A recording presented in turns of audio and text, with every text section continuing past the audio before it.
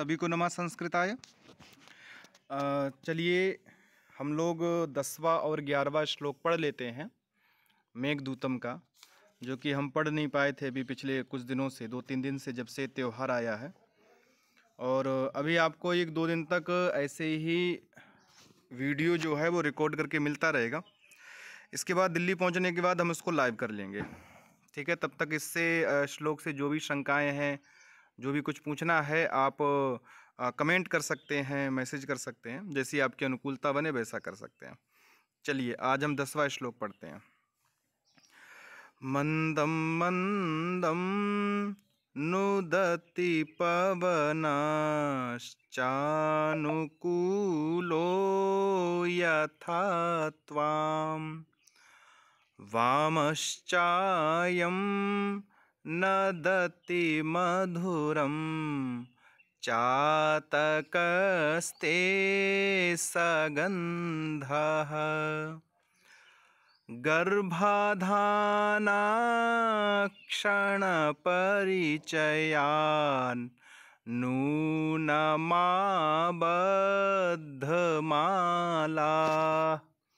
सेविष्यन्ते नयनसुभगं खे भवन्तं बलाकाः सेविष्यन्ते नयनसुभगं खे भवन्तं बलाकाः। एक एक पंक्ति को देखते हैं, क्योंकि अलकापुरी तक मेघ जाएगा, ठीक है। और जाते जाते उसको रास्ते में कौन कौन मिलेगा, उसका साथ कौन कौन देगा, उसके बारे में यक्ष मेघ को सारी की सारी बातें बताता है। यक्ष कहता है, देखिए एक एक पद को, एक एक पंक्ति को देखते चलिए, और बड़ी प्यारी पंक्तियां और सामान्य सामान्य से शब्द हैं। आपको प्रत्येक पंक्ति के अंदर एक क्रियापद पकड़ना है, इसके बाद उसका कर्ता पकड़ना है। पूरी की पूरी पंक्ति आपको स्पष्ट रूप से खुल जाएगी। देखिए पंक्ति क्या दी है, मंदम मंदम नुदति पवनाः। अगर मैं आपसे पूछूं इसमें क्रियापद है, तो आपको क्रियापद बताना है। इसमें क्या है, नुदति। क्या है, नुदति, ठीक है। और नुदति जो है वो लट लकार प्रथम पुरुष एक वचन का, तो नुदति का अर्थ होता है प्रेरित करता है। क्या करता है, नुद प्रेरणे, अर्थात प्रेरित करता है, ठीक है।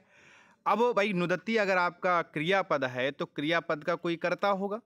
भाई प्रेरित कौन करता है, तो कहते नुदति पवनाः। पवनाः नुदति, ये जो पवन है, ये जो हवा है, ठीक है, ये क्या कर रही है, बोले नुदति, अर्थात आगे बढ़ा रही है। अगर हवा आगे बढ़ा रही है, भाई हवा तो तूफान के रूप में भी होती है, हवा तो आंधी के रूप में भी होती है। मान लीजिए बड़े भयंकर और बढ़िया घुमड़ के बादल उभरे हुए हैं, और अचानक से बहुत तेज आंधी चल जाए, बहुत तेज हवा चल जाए, तो वो क्या करती है, बादलों को अपने साथ उड़ाकर ले जाती है। इसलिए बादलों को अनुकूल रूप से चलने के लिए, बादलों को सही रूप से चलने के लिए हवा भी कैसी होनी चाहिए, अनुकूलाः। तो देखिए पवनाः ये प्रथमा विभक्ति का रूप है, प्रथमा, क्योंकि कर्ता में प्रथमा होती है, अभीत में प्रथमा होती है, ठीक है। तो पवनाः अर्थात पवनाः नुदति, जो पवन है, जो हवा है, वो नुदति अर्थात प्रेरित करता है। अब देखिए इस पंक्ति में प्रथमा का कोई और पद है। अगर आपको प्रथमा का कोई और पद दिखाई पड़े तो समझ लीजिएगा वह पद जो है वह पवना का जो है आपका विशेषण बनेगा। भाई पवन कैसा है, क्योंकि पवन में प्रथमा है, तो अन्य जो प्रथमा में पद रहेगा वो भी क्या बनेगा, पवना का विशेषण बन जाएगा। तो पवनाः नुदति अर्थात पवन जो है, हवा जो है, वो प्रेरित करता है। कैसी हवा है, तो करे अनुकूलाः।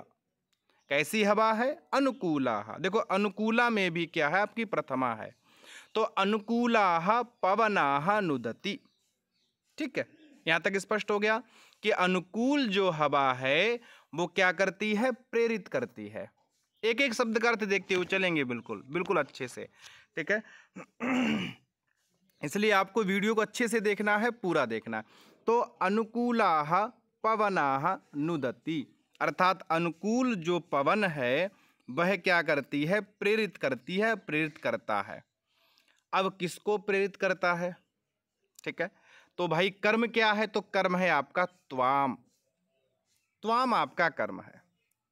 अब पूरा वाक्य जोड़िए, अनुकूलाः पवनाः त्वाम नुदति, अनुकूल जो हवा है वह तुम्हें, तो त्वाम किसके लिए आया है, त्वाम आपका आया है मेघ के लिए, धोखा मत खाइएगा इसमें कि कुबेर लिख दें आप। त्वाम आया है किसके लिए, मेघ के लिए। तो अनुकूलाः पवनाः त्वाम नुदति, अर्थात अनुकूल जो पवन है वो तुम्हें आगे बढ़ाता है या प्रेरित करता है।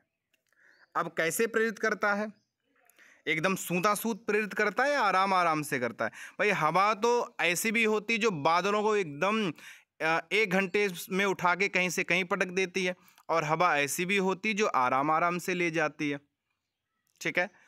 तो यक्ष ने कहा, बोले मंदम मंदम, अर्थात धीरे धीरे, मंदम मंदम। देखो 2 बार मंदम मंदम का प्रयोग किया, 1 बार नहीं किया। इससे क्या पता लगा, बीपसा है यहाँ पर।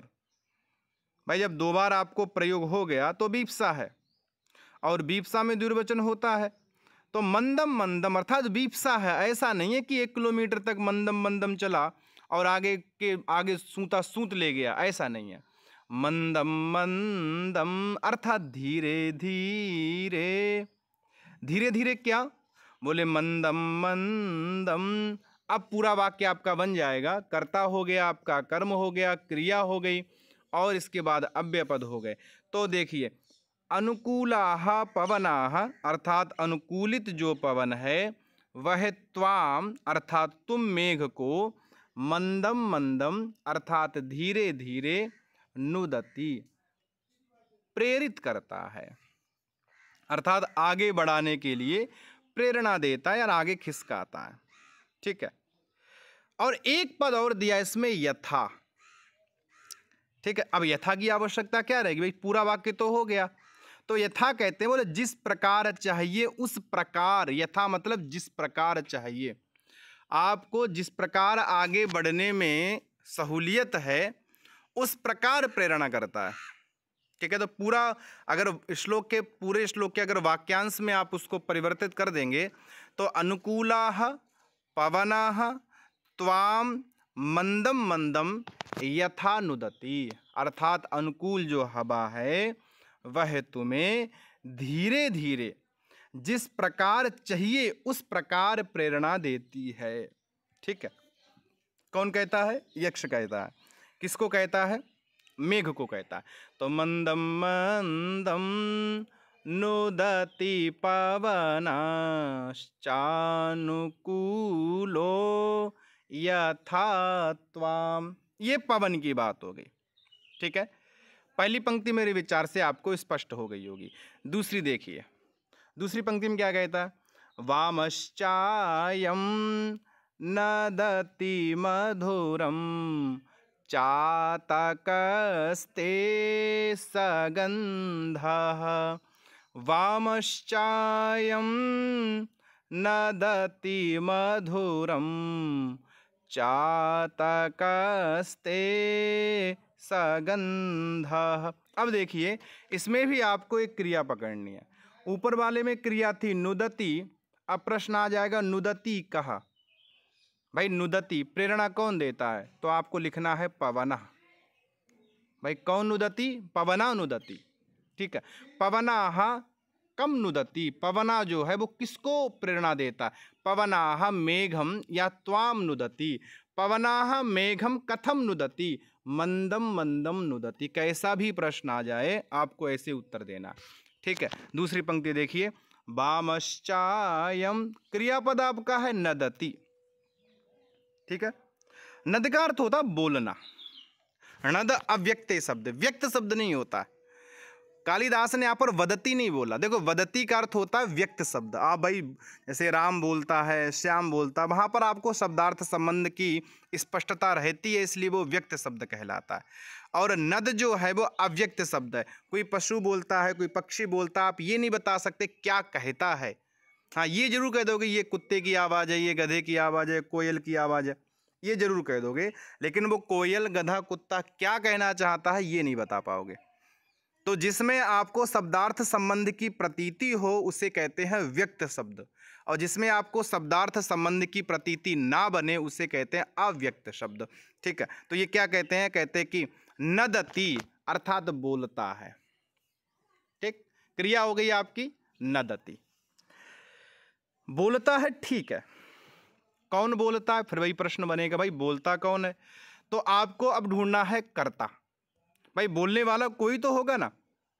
ऊपर भाई प्रेरणा करने वाली हवा थी, पवना थी, ऐसे ही बोलने वाला कोई तो होगा। तो कह रहे नदति बोलता है। कौन बोलता है? बोले चातकः नदति। चातकः, चातक पक्षी का नाम सुना है? ठीक है, बोले चातकाः अर्थात जो चातक पक्षी है वह नदति बोलता है। अब देखिए इस श्लोक, इस पद में, सॉरी, इस पूरी पंक्ति में और भी प्रथमा के कोई रूप है? देखो जितने प्रथमा के रूप रहेंगे वो सारे के सारे आपके विशेषण बनेंगे किसके? चातका के। ठीक है, तो चातकाः नदति, चातक पक्षी जो है वो नदति है अर्थात बोलता है। कैसा चातक है? तो एक विशेषण दिया सगंधा। चातक कैसा है? सगंधा है। तो सगंधा कर दोगे सगर्व है या संबंधी है। संबंधी इस प्रकार से है चातक, क्योंकि जब जब मेघ आता है तब तब चातक पानी पीता है। क्योंकि चातक पक्षी की एक विशेषता है कि चातक पक्षी कभी भी जमीन का पानी नहीं पीता। चातक पक्षी हमेशा कैसे? मेघ की जो गिरती हुई बूंदें हैं उन्हीं बूंदों को चातक पक्षी पानी के रूप में ग्रहण करता है और उससे अपनी प्यास बुझाता है। तो चातकः सगंधाः, सगंध का अर्थ हो गया संबंधी या सगर्भ, इतना गर्वित रहता है कि जमीन का पानी नहीं पीता। तो चातकाः सागंधा नदति। अब चातका और सगंधा, सगंधा विशेषण बन गया चातक का। चातक पक्षी कैसा है? सगंधा। तो सगंधा अर्थात संबंधी जो चातक पक्षी है वो क्या करता है? नदति। नदति का मतलब बोलता है। ठीक है, अब देखिए प्रथमा का अगर और कोई भी पद होगा तो वो भी आपका चातक का विशेषण के रूप में आ जाएगा।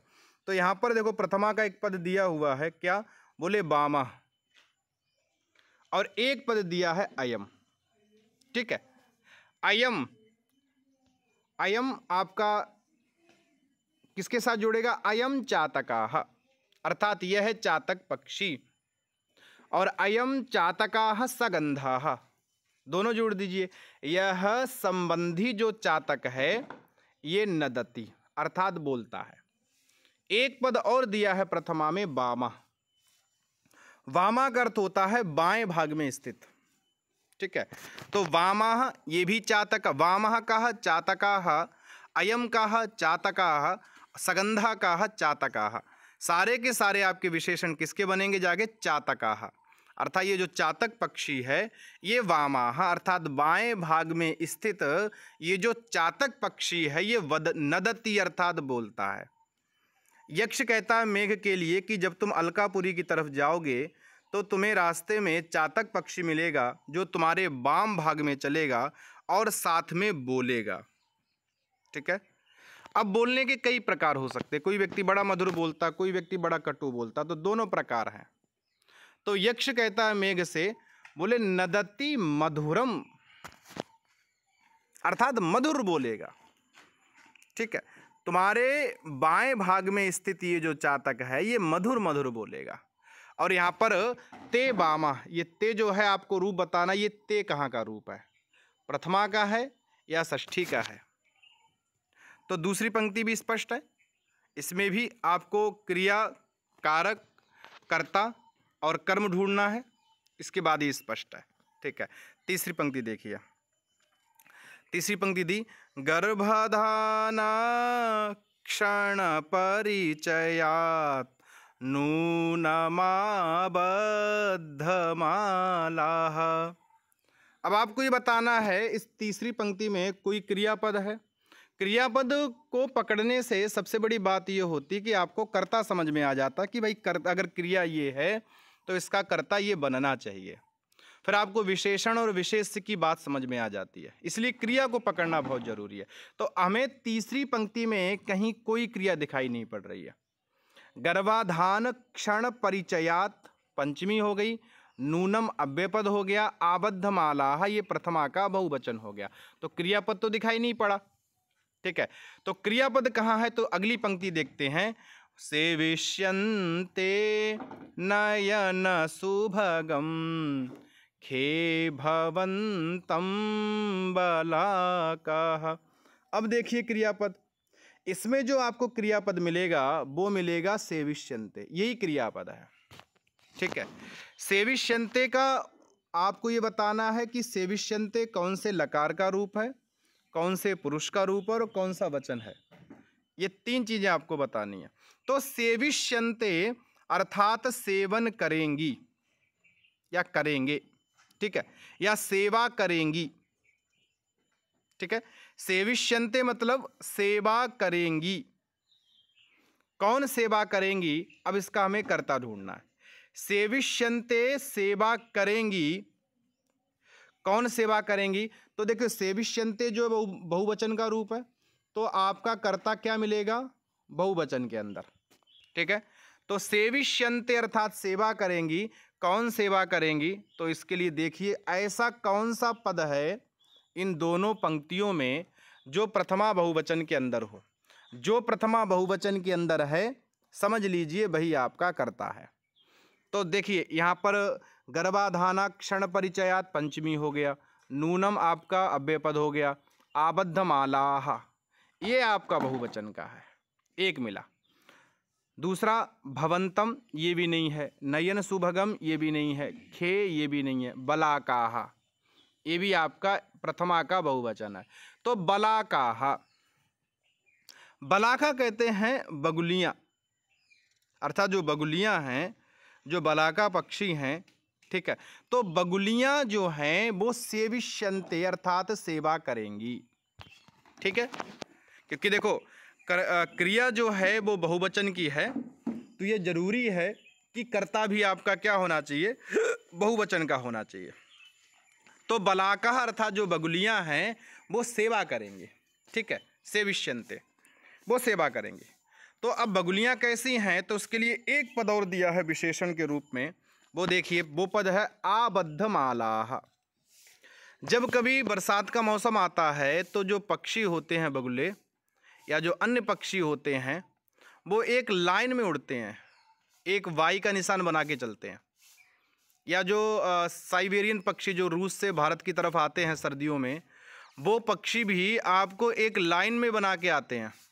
ऐसा नहीं कि कोई कहीं उड़ रहा, कोई कहीं उड़ेगा, कोई कहीं उड़ेगा, ऐसा नहीं होता उनके बीच में। वो एक लाइन में चलते हैं, वाई का आकार बना देंगे, यू का आकार बना लेंगे, किसी का आकार बना लेंगे, लेकिन वो आबद्धमाला रहते हैं। तो यक्ष कहता है आबद्धमालाः, अर्थात ये जो बलाका हैं, ये जो बगुलियां हैं, ये कैसी हैं? बोले पंक्तिबद्ध हैं। आबद्धमाला अर्थात बांध ली है माला जिसने।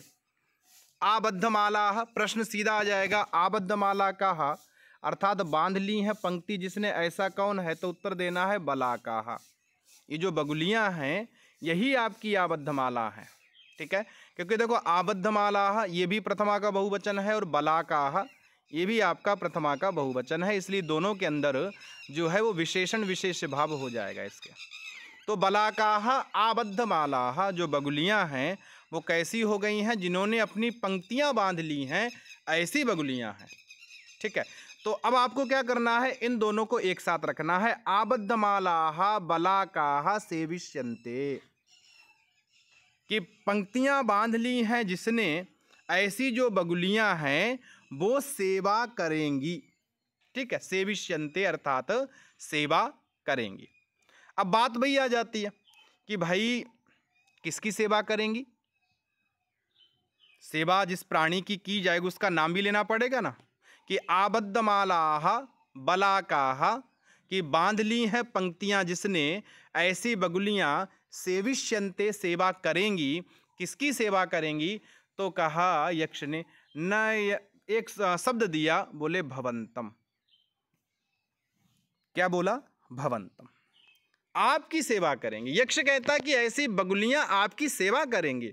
जब आप उड़ोगे तो चातक पक्षी बाएं भाग में स्थित होकर तुमको बढ़िया गाना गाना गीत सुनाता हुआ चलेगा, बढ़िया बोलता बोलता गाता गाता चलेगा, और बगुलियां जो हैं वो तुम्हारी सेवा करेंगी। ठीक है, तो आबद्धमालाः बलाकाः भवंतम, अर्थात आपकी सेविष्यन्ते सेवा करेंगी। और आप कैसे हैं, अर्थात मेघ कैसा है, तो उसके लिए देखिए जो भी पद द्वितीया में रखें वो सब किसका विशेषण है? भवंतम का। देखो भवंतम द्वितीया में है, इसलिए जो पद द्वितीया में है वो सारा का सारा किसका विशेषण बनेगा? भवंतम का। ठीक है, तो देखिए बोले नयन सुभगम भवंतम, नयन सुभगम भवंतम, अर्थात आंखों को देखने में प्रिय लगने वाले। नयन मतलब आंखें, सुभगम मतलब प्रिय लगने वाले, तो नेत्रों को प्रिय लगने वाले भवंतम, अर्थात आपकी बलाकाः आबद्धमालाः सेविष्यन्ते। ठीक है, कि आंखों को, क्योंकि भाई देखो मेघ की यात्रा बड़ी सरस होने वाली, क्यों होने वाली है? क्योंकि वह बलाका रूपी उसकी जो प्रियतमाएं हैं, ठीक है, प्रियतमाएं का मतलब प्रियतमा का मनोहर है, अतएव जो बलाकाएं हैं ना वो उसको बड़ा सुख पूर्वक देखेंगी। ठीक है, क्योंकि रतिक्रिया होगी बलाकाओं की, तो बलाकाओं की रतिक्रिया से उत्पन्न जो आनंद है उसके कारण उस आनंद के पीछे वो किसको मानती हैं? मेघ को मानती है। तो मेघ क्या है? नयन सुभगम, अर्थात नेत्र को प्रिय लगने वाले, भवंतम आपको, बलाकाः अर्थात जो बगुलियां हैं वो सेविष्यन्ते अर्थात सेवा करेंगे। इतनी बात स्पष्ट है। अब ये बताइए मेघ का जमीन पे चलता है आसमान में चलता है? सीधी सी बात, मेघ तो आसमान में चलता है। उसके लिए एक पद दिया है खे, खे मतलब आकाश में। ठीक है, खे मतलब आकाश में। अब पूरा अर्थ क्या हो गया भाई? आकाश में आबद्धमाला अर्थात पंक्तियां बनाए हुए बलाकाः जो बगुलियां हैं वो नयन सुभगम भवंतम, आँखों को प्रिय लगने वाले आपको सेविष्यन्ते अर्थात सेवा करेंगे। यहाँ तक स्पष्ट है? यहाँ सारी की सारी बात स्पष्ट हो गई, इतना सारा का सारा स्पष्ट हो गया है। अब केवल इतनी पंक्ति बची है। ठीक है, देखिए बोले गर्भाधाना क्षण परिचयात नूनम, नूनम आबद्धमालाः, इतना ही दिया। बोले नूनम, नूनम का जब प्रयोग किया जाए तब अर्थ होता है निश्चय। नूनम अर्थात निश्चित रूप से, निश्चय ही गर्भाधान क्षण परिचयात, अर्थात गर्भ धारण करने के सुखमय काल से परिचित होने से। गर्भाधान, गर्भ धारण करने के सुखमय काल से परिचित होने पर या परिचित होने से, क्योंकि जब जब मेघ आता है तब तब बगुलियां गर्भ धारण करती हैं। ठीक है, तो क्योंकि मेघ आता है तो मेघ आने पर ही गर्भ धारण करती हैं बगुलियां, इसलिए गर्भाधान क्षण परिचयात, कि गर्भाधान करने के सुखमय काल से परिचित। निश्चय दिया है, निश्चय, नूनम अर्थात निश्चित ही, गर्भाधान क्षण से परिचित जो बगुलियां हैं वह आकाश में आँखों को प्रिय लगने वाले आपकी सेवा करेंगे। स्पष्ट है? क्योंकि यहाँ पर एक एक पद आपको लगभग स्पष्ट होगा, फिर भी एक बार इसका भावार्थ पढ़ लेते हैं। चलिए अब इसका भावार्थ देख लेते हैं। ठीक है, इसका भावार्थ क्या निकलेगा? अभी तक हमने पदार्थ देख लिया, एक एक पद का अर्थ देखा, अब भावार्थ देखते हैं। देखिए भावार्थ है कि यक्ष कहता है मेघ से कि तेरी यात्रा के लिए ये बहुत शुभदायक समय है। क्यों है? क्योंकि आने वाली, ठीक है, जाने वाली दिशा की ओर वहने वाली वायु तुम्हें धीरे धीरे आगे बढ़ाएगी। एवं तेरा संबंधी जो चातक पक्षी है वो तेरे वाम भाग में स्थित होकर मधुर ध्वनि करता हुआ चलेगा। एक अन्य शुभ लक्षण ये है कि मेघ के दर्शन से अपने गर्भधारण के समय को जानकर पंक्ति में बधी हुई बलाकाएं भी आकाश में तुझ जैसे सुंदर की सेवा करेंगी। ठीक है, अर्थात तुझ जैसे सुंदर की जो सेवा है वो आकाश में बगुलियां करेंगी। चलिए अब इसका फटाफट व्याकरण और उससे बनने वाले क्वेश्चन आंसर थोड़े कर लेते हैं।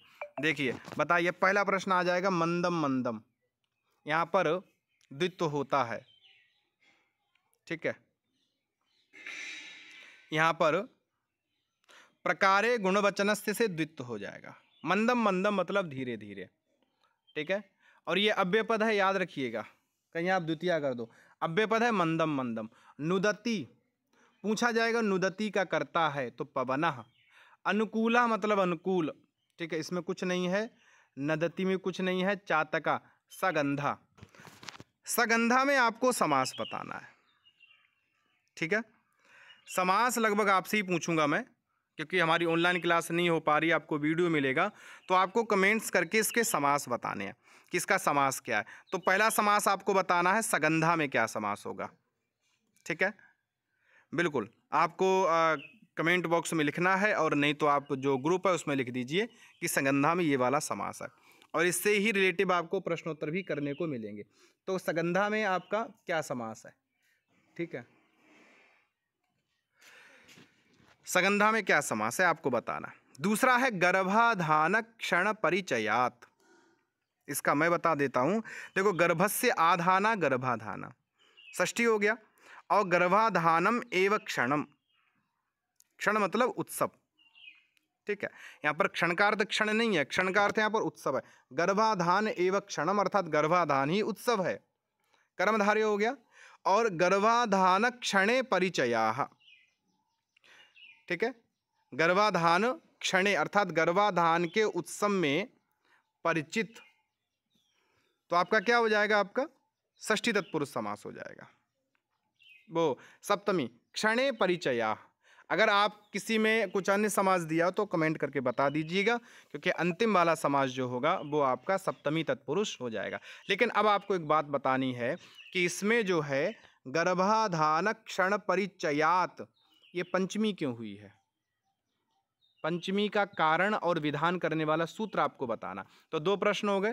पहला प्रश्न हो गया सगंधा में समास बता दीजिए, और दूसरा प्रश्न हो गया गर्भाधान क्षण परिचयात, यहाँ जो पंचमी है उस पंचमी का कारण क्या है ये भी आपको बताना। तीसरा सवाल है आबद्ध माला, आबद्ध माला इसका समास बताना है, क्या समास होगा।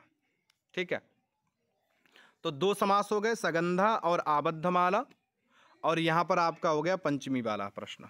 ठीक है, तीसरा देखिए नयन सुभगम। भाई नयन सुभगम अर्थात आँखों का जो सुभग है, आँखों का जो प्रिय है, तो नयनयोः सुभगम, नयन सुभगम आपको षष्ठी समास करना है। और नयन सुभगम जो है वो भवंतम का विशेषण है, नयन सुभगम भवंतम। बलाका का विशेषण है आबद्धमालाः, आबद्धमालाः बलाकाः। ठीक है, चातका के विशेषण है सगंधाः वामाः अयम, ये चातका के विशेषण है। ठीक है, स्पष्ट है यहाँ तक, और इसमें कुछ रहा नहीं है। मंदाक्रांता छंद है, विप्रलंब इसमें श्रृंगार है। ठीक है, अलंकार जो है वो आपको बताने हैं। अलंकार जरूर लिखिएगा, क्या अलंकार होगा इसके अंदर। ठीक है, अलंकार आपको जरूर बताना है क्या अलंकार होगा। ठीक है, स्पष्ट है। चलिए, तो अभी हम इसका एक ही श्लोक आपको देते हैं, और समय मिलेगा तो आप दिन में किसी समय आपको इसका दूसरा श्लोक भी मिल जाएगा। चलिए, तब तक के लिए सभी को नमा संस्कृताय।